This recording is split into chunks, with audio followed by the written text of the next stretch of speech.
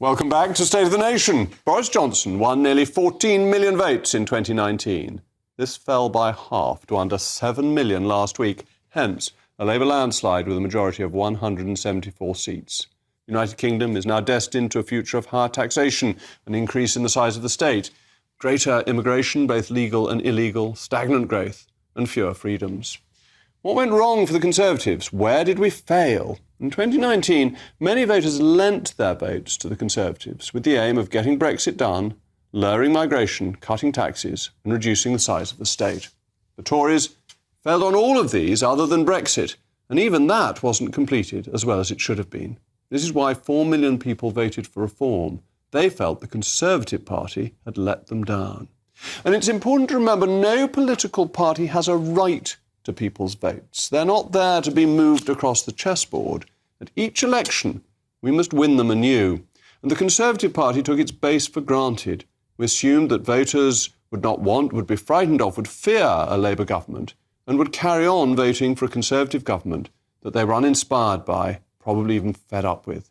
On doorstep after doorstep, people complained about immigration and the failure to get it down to the tens of thousands promised by David Cameron in the 2010 manifesto. People also complained about the routine failure of public services, whether it was potholes or the inability to get through on the telephone to HMRC or NHS waiting lists.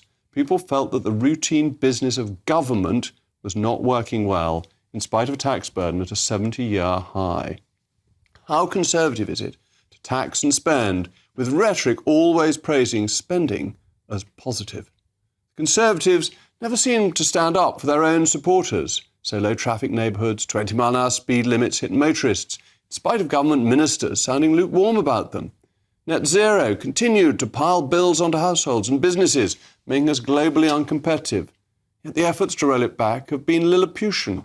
We failed to show ourselves to be on the side of the people who had historically voted for us, that we did not appear to be conservative, and they duly blew us a large raspberry. Now, some people keep on saying that the Conservatives will only win from the centre, and this is not true. In fact, it's balderdash. It is a political myth. Even Edward Heath in 1970 won on a right-wing manifesto, remember Selsdon Man, which he then abandoned. He U-turned, and that led to his loss in the 1974 election.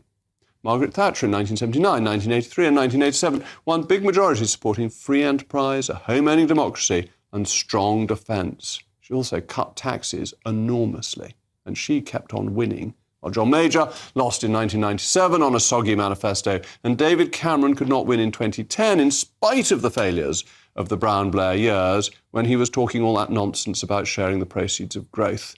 While Boris Johnson could win in 2019 on a properly Conservative manifesto. The Conservative Party does well when it is conservative and delivers on its promises. As ever, let me know your views on mailmog@gbnews.com.